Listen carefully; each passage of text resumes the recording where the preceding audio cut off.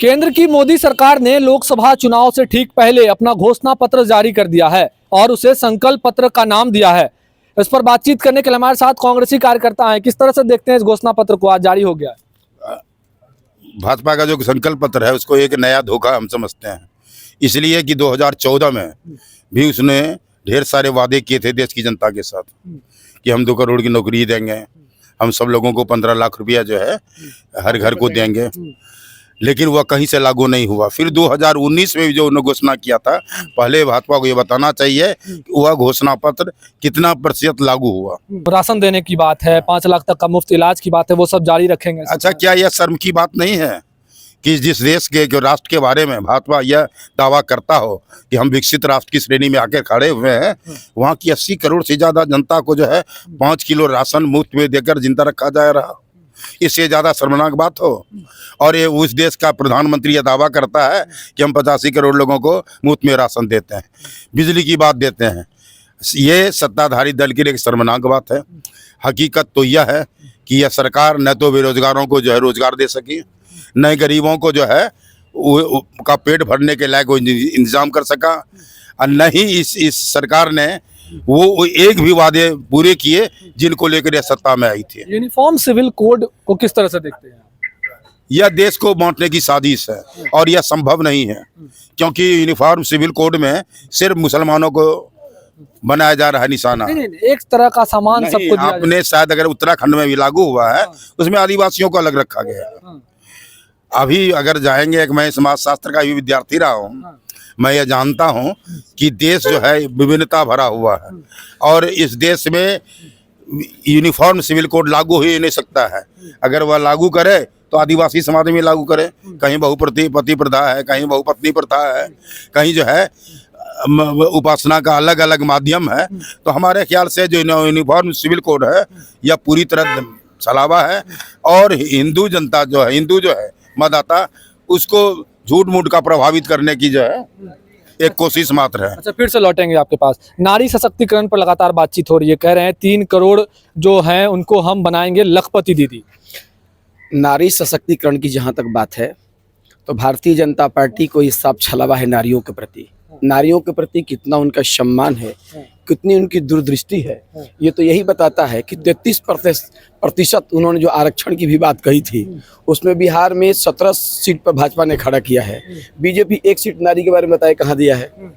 तो ये टोटली छलावा है। नारियों के प्रति अगर ये स्थिति है तो आप महंगाई को लेकर बताएं कि आज नारी जो है गैस सिलेंडर और महंगाई को लेकर पीड़ित है, क्या उन्होंने नारियों के लिए किया है? मणिपुर में हमारे देश के प्रधानमंत्री जाने से कतराते हैं, यूक्रेन की बात करते हैं। ये टोटली धोखा है। और भारतीय जनता पार्टी का जो ये आप चुनावी संकल्प पत्र जो बोल रहे हैं, ये संकल्प पत्र नहीं है, ये टोटली जुमला पत्र है, धोखा पत्र है। Bharatiya Janata party goal post change करने की उसको एक बीमारी है। ये सिर्फ बीमारी को दूर करने को और जनता को झूठे सपने दिखाने का उन्होंने वादा किया था।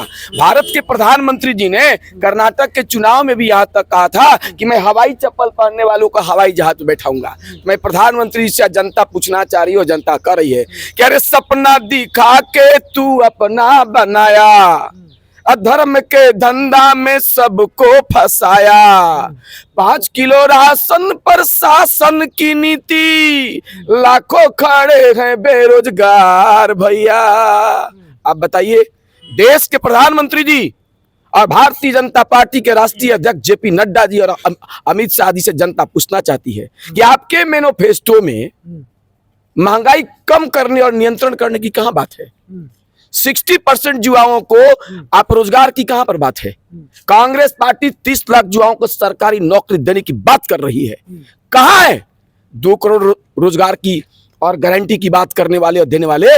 मोदी जी की गारंटी एक खोखली गारंटी है, सिर्फ धोखे की गारंटी है। एक कहावत कहा गया है कि झूठ में नरेंद्र, क्रिकेट में महेंद्र और पाखंड में धीरेंद्र। ये देश में महारत हासिल किया है। इन्होंने सिर्फ खोखली वादे की, झूठे वादे की और कई कुछ नहीं। कांग्रेस पार्टी अपने संकल्प पत्र में साफ जाहिर किया है कि आने वाले हमारी सरकार अगर देश की जनता दिल्ली के दरबार से नरेंद्र मोदी जी की सरकार को उठाकर रखकर फेंकती है और कांग्रेस को सत्ता देती है, तो हम किसानों के लिए आज जो है एमएसपी लागू करने की बात हो रही है, हम स्वामीनाथन रिपोर्ट को लागू करने की बात हो रही है, और नारी बंधन की बात करते हैं तो नारी बंधन और नारी अभिनंदन की बात जो कांग्रेस पार्टी हमारे राहुल गांधी जी और खड़गे जी जो कर रहे हैं, हमारे इस बिहार के तेजस्वी यादव जी जो अपना संकल्प पत्र में लाए हैं, आप उठाकर देखिए कि 50% यंग गर्ल को हमने सरकारी नौकरी देने की वादा किया गया है।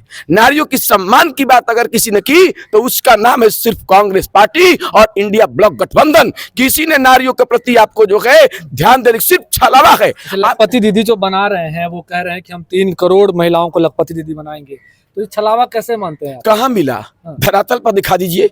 मोदी जी 2014 से लेकर 19 तक जो गारंटी और जो वादा किए थे उसको आप धरती पर दिखा दिए। बिजली पहुंची है घर घर तक, बुलेट ट्रेन आई, बुलेट ट्रेन हुई, क्या हुआ बुलेट ट्रेन का? आज जो हमारी जनरल ट्रेनें जो चल रही है उसको पटरी पर लाने की साफ जरूरत है।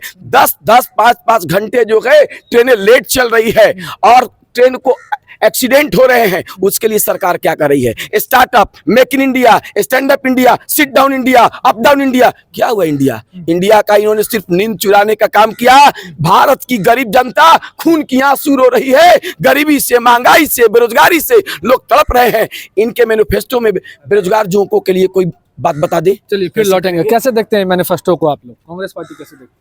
कांग्रेस पार्टी तो ये जानना चाहती है या और देश की जनता ये जानना चाहती है कि 2014 का जो उनका मैनिफेस्टो था उसका अभी तक क्या हुआ, 2019 में जो उन्होंने मैनिफेस्टो लागू किया उसका क्या हुआ, ये देश की जनता जानना चाहती है। कई सारे उसमें ऐसे हैं जो कि लगातार वो लागू कर रहे हैं, जैसे अनाज वाला बात हो गया कि हम अनाज देते रहेंगे, ये हमारा जो इलाज करने की बात है 5 लाख तक का मुफ्त इलाज है वो करते रहेंगे। देखिए, हम लोग भी यहाँ पे काउंसलर के पद पे हैं, हम लोग जमीनी स्तर से जुड़े हुए लोग हैं, हम लोग अच्छी तरह जानते हैं इलाज के मामले में क्या इलाज हो रहा है और अनाज के मामले में। अगर हमें रोजगार मिल जाएगा, रोजगार जब मिल जाएगा तो हमें 5 किलो अनाज की कोई जरूरत नहीं है। लेकिन रहा जहाँ तक गरीबी की बात, तो सरकार का काम है गरीबों को मदद करना। हर सरकार को, कांग्रेस भी आएगी, कांग्रेस का ही ये योजना है। कांग्रेस ने जो तो जितना भी कंट्रोल वगैरह जो चल रहे हैं ये सब कांग्रेस का ही देन है। वृद्धा विधवा जो भी है, या इंदिरा आवास हुआ करता था जिसको उन्होंने प्रधानमंत्री आवास योजना कर दिया है, ये तो सब हमारा ही जो है उसी को ये रिमॉडलिंग कर रहे हैं। ये 2014 और 2019 का तो मैनिफेस्टो बता दें कि उसमें उन्होंने कहां तक सफलता पाई। अच्छा, 4 करोड़ पक्के मकान उन्होंने कहा कि हमने बनाकर दे दिए हैं और भी अभी देने हैं काफी को पक्के मकान बनाकर। अच्छा, आप भी तो भागलपुर में घूमते होंगे, छोड़िए छोटा एक सैंपल लीजिए। आप कहाँ कितना लाख देके भागलपुर में जो पक्के घर की योजना जो लागू हुई है, और यह जो है ये योजना जो है यह पहले से इंदिरा आवास योजना लागू थी, यह कांग्रेस सरकार ने ही लगाया था। हमारे कहने का मतलब यह है कि लोग कहते हैं, अर्थशास्त्र कहता है कि महंगाई बढ़ेगी, महंगाई से निपटने का एक ही माध्यम है लोगों के आय को के स्रोत को बढ़ाया जाए, ये एम्प्लॉयमेंट जनरेशन की व्यवस्था हो।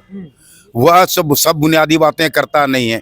जहाँ तक आपने आयुष्मान कार्ड की बात की, अगर सरकार यह व्यवस्था कर दे कि सरकारी जो है अस्पतालों में लोगों का समुचित इलाज हो, मुफ्त इलाज हो, सारी दवाइयाँ जो है उपलब्ध हो, तो ये आयुष्मान कार्ड और इसकी कोई जरूरत नहीं है। आखिर क्यों जरूरत पड़ी है आयुष्मान कार्ड की? निश्चित रूप से सरकार स्वीकार करती है कि इस देश की जनता इस लायक नहीं है कि वो अपना इलाज भी करा सके अपने। चलिए, ये आपका सवाल हो गया। जीवन पासवान जी, आप लोगों के लिए क्या कुछ, दलितों के लिए क्या कुछ है इस मैनिफेस्टो में, क्या लगता है? जहाँ तक घोषणा पत्र को हमने देखा, भाजपा सरकार दलित महादलित का सबसे बड़ा दुश्मन। जय भीम। आज हमारे बाबा साहब भीमराव अंबेडकर का जयंती है, जिसको हम बड़ी खुशी से उल्लास से मनाए हैं, ठीक है। और ये बीजेपी का जब हमने घोषणा पत्र देखा, दलित महादलित के लिए कुछ भी ऐसा घोषणा पत्र में नहीं है जो कि हम उसको लेके आगे चल सके। राशन गैस सिलेंडर आपके आसपास सभी लोगों को मिला या नहीं मिला? सच बताइए। एकदम मैं सच बोल रहा हूँ। मैं एक मनुवादी सरकार जिसके गोद में जाके बैठा है चिराग पासवान, मैं उस चिराग पासवान को, इस बिहार के पासवान, जीवन पासवान, मेरा खुली चुनौती है उस चिराग पासवान को कि आप 5 सीट पर न चुनाव लड़ रहे हैं, मैं आपको 5 सीट पर हराने के लिए तैयार हूं। और महागठबंधन की सरकार इस बार केंद्र में राहुल जी और 2025 में बिहार में तेजस्वी मुख्यमंत्री बनेंगे।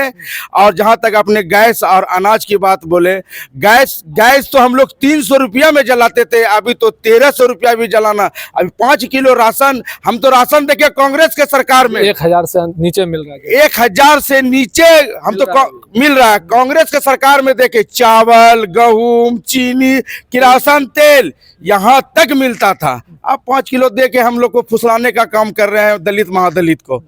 चलिए ठीक है, तो ये कांग्रेस कार्यकर्ता थे हमारे साथ जो भाजपा के मैनिफेस्टो के आने के बाद लगातार विरोध कर रहे हैं और कह रहे हैं जिस तरह से 2014 और 2019 में भाजपा सरकार ने जुमलेबाजी करने का काम किया, कुछ उसी प्रथा को ये लोग और आगे बढ़ा रहे हैं और जनता को गुमराह करने का काम कर रहे हैं। भागलपुर से TV9 के लिए मैं शिवम।